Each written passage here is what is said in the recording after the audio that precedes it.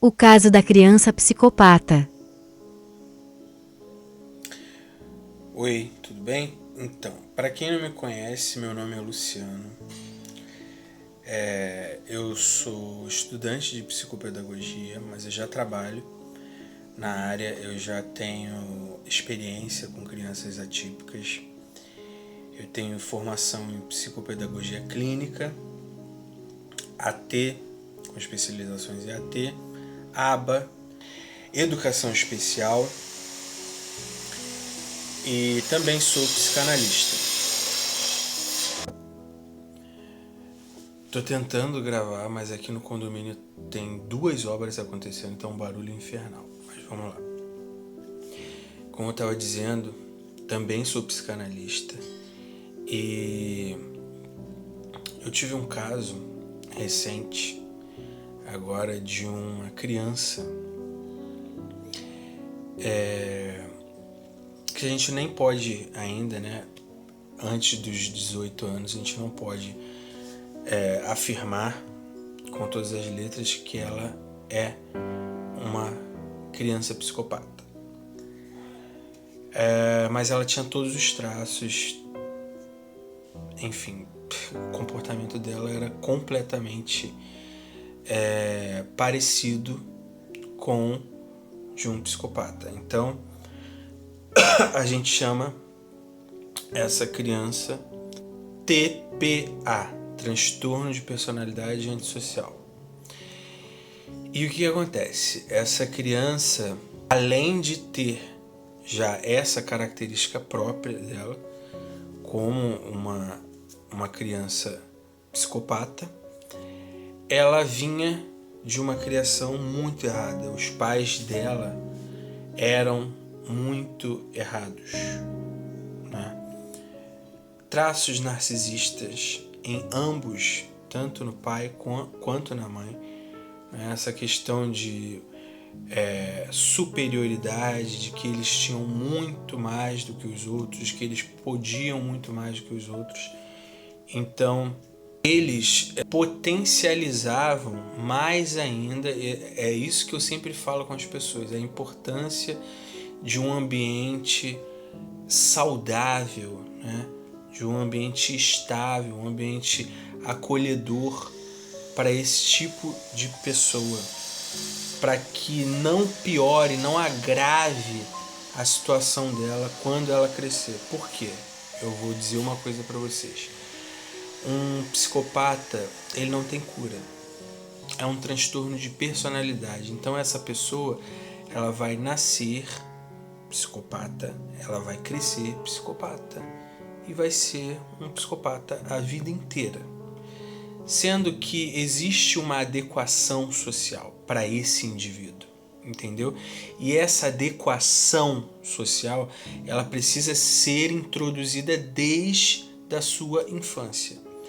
E isso que é o mais importante, é você pegar a criança desde novinha, muito novinha, e explicar a ela sobre sociedade, sobre comportamentos, né, bons e ruins, sobre o que ela pode e não pode fazer, e sobre consequências, né, sobre atitudes e consequências que ela vai ter se caso ela fizer tal coisa que prejudique a ela ou a outras pessoas.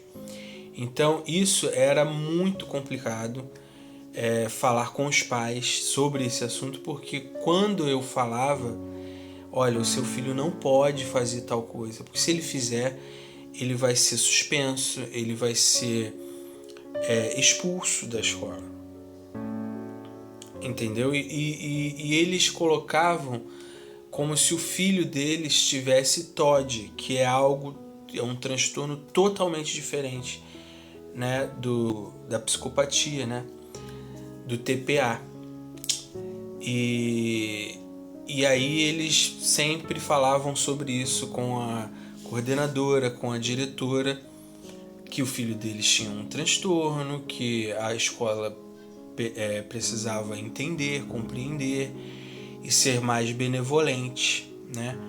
Mais compreensiva do que a escola era impossível. Até porque a escola também trabalha com outras crianças além dele. Então, assim, era totalmente inviável a escola focar somente nele, né, e no transtorno que ele tinha, e ignorar as outras crianças. Até porque a escola também era uma escola inclusiva, né, que fazia essa inclusão de todas as crianças, e tinha uma sala que era dedicada apenas a crianças com síndrome de Down, com autismo num nível mais elevado, e ela trabalhava muito isso, muito isso. Então não existia essa possibilidade de vamos deixar com que o tal aluno fizesse o que ele queria na escola, porque assim, a diferença entre uma criança com algum outro tipo de transtorno e uma criança com esse transtorno de personalidade é que essa criança, ela sabe exatamente o que ela está fazendo. E ela não age como criança. O comportamento dela é de um adulto, num corpo de uma criança.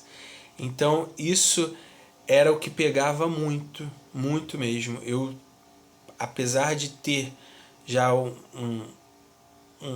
uma mente muito preparada para lidar com esse tipo de situação, eu estava ficando ansioso, estava ficando, sabe, tendo algumas crises de ansiedade quando eu ia trabalhar com essa criança. Então, é muito complicado, é muito complicado.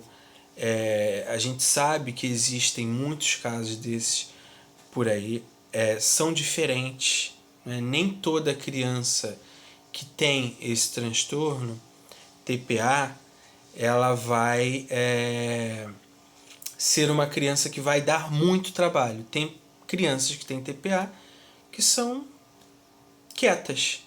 Você não percebe que ela tem, né? Até ela começar a demonstrar comportamentos mórbidos, né? Comportamentos que vão contra um comportamento normal de uma criança, né? Atitudes normais de uma criança. Então, as atitudes dessa criança, desse aluno em especial, eram atitudes muito perversas, muito chocantes, porém ele tinha um agravante, que eram os pais, que eram possivelmente pais narcisistas e pais que achavam que podiam fazer tudo o que eles quisessem, e que o filho também poderia fazer tudo o que ele quisesse por ele ter uma condição financeira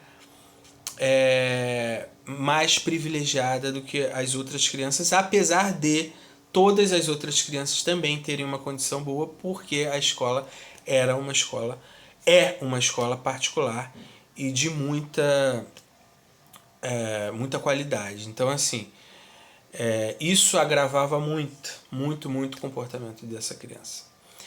Então, se vocês quiserem parte 2, deixa aí nos comentários, e dependendo da quantidade de visualizações eu faço a parte 2, falando sobre esse transtorno e sobre esse caso para vocês.